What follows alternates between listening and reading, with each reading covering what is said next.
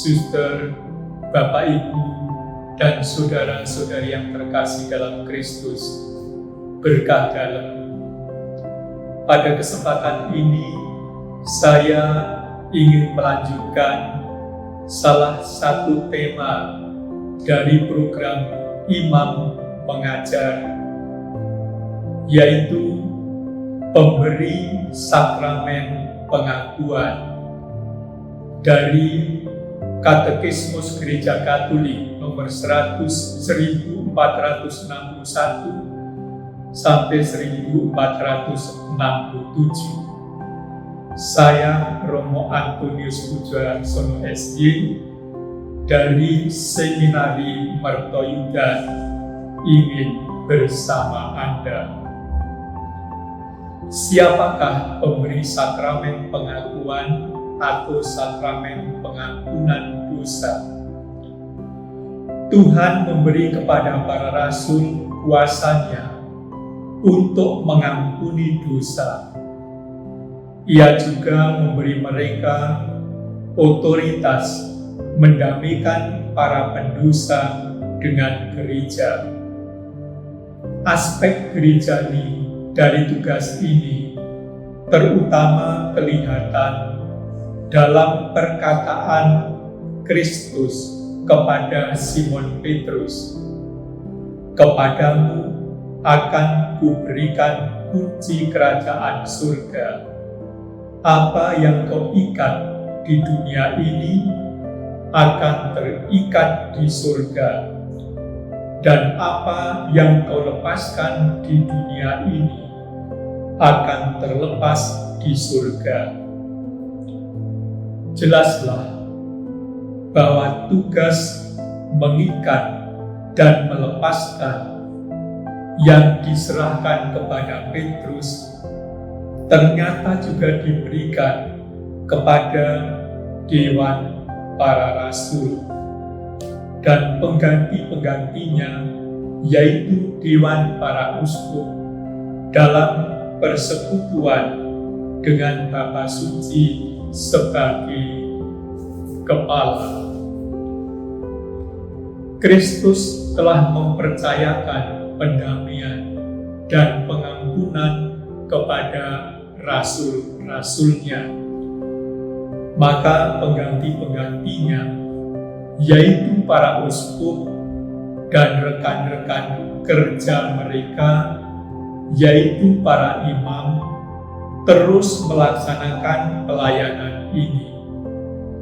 Para uskup dan imam telah menerima wewenang berkat sakramen tahbisan untuk mengampuni segala dosa atas nama Tritunggal Maha Kudus, Bapa, Putra, dan Roh Kudus. Apakah semua imam punya kewenangan mengampuni segala dosa? Dosa tertentu yang sangat berat dihukum dengan ekskomunikasi yang melarang penerimaan sakramen-sakramen dan pelaksanaan kegiatan gereja tertentu.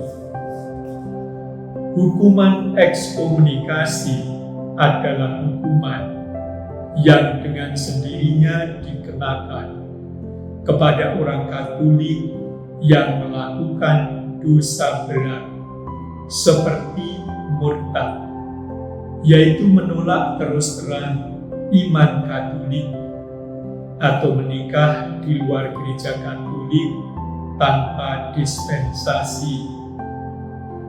Pembunuhan adalah juga dosa berat, bahkan termasuk pengguguran bayi dalam kandungan. Pengampunannya dilaksanakan oleh Bapa Suci, oleh uskup setempat, atau para imam yang diberi wewenang untuk itu, misalnya Romo Ijen atau para Romo Tiket, dan mungkin juga Romo lain yang diberi kewenangan. Namun dalam keadaan bahaya kematian, setiap imam juga apabila tidak memiliki wewenang untuk memberikan pengakuan, dapat memberikan sakramen pengampunan kepada yang membutuhkan. Apa yang dituntut dari para imam? Bapa pengakuan adalah pelayan pengampunan Allah.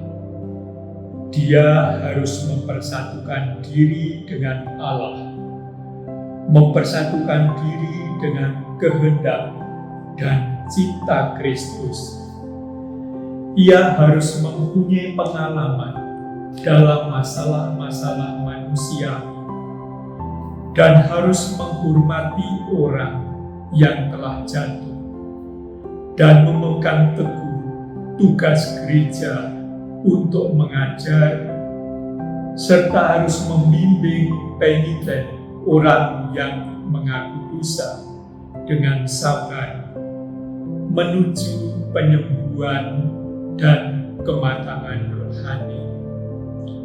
Maka seorang imam harus berdoa untuk peniten dan membuat silih bahkan, serta menyerahkan dia kepada kerahiman Allah.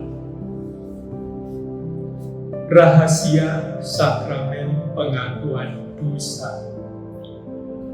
Pelayanan sakramen ini begitu mulia dan menuntut penghormatan terhadap sikap hati para imam, terhadap para peniten atau orang yang mengaku dosa.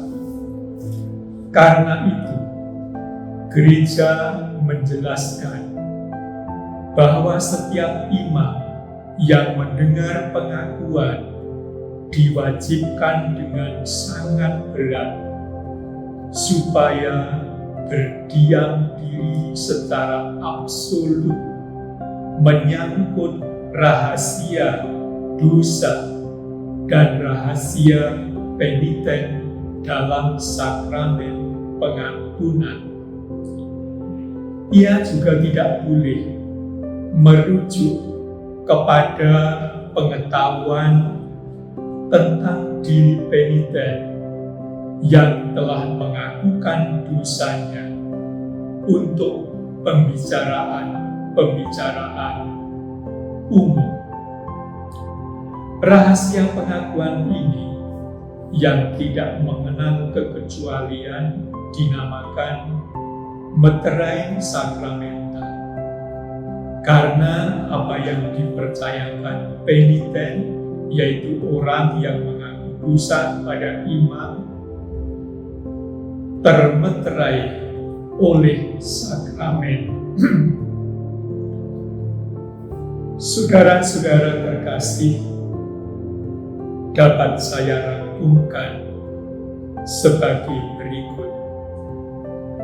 Pelayan sakramen pengampunan, pertama-tama Bapa Suci, para uskup, dan para imam yang menerima tahbisan imaman. Pelayanan sakramen pengampunan memiliki kuasa tahbisan dan yurisdiksi melaksanakan kuasa itu terhadap orang beriman yang diberi absolusi. Fakultas menerima sakramen pengakuan atau yurisdiksi dapat diberikan oleh otoritas yang berwenang, misalnya uskup setempat, untuk waktu yang tidak ditentukan atau untuk waktu yang terbatas. Imam adalah tanda dan alat cipta Allah yang penuh belas kasihan kepada orang yang berdosa. Pelayan sakramen pengampunan memegang teguh rahasia pengakuan dosa sebagai materai sakramental, dan dalam keadaan mendesak dan dalam bahaya kematian, setiap imam mempunyai kewajiban melayani mereka yang membutuhkan. Saudara-saudari yang terkasih, inilah yang kami sampaikan dalam pembicaraan mengenai pelayan sakramen pengakuan. Berkah dalam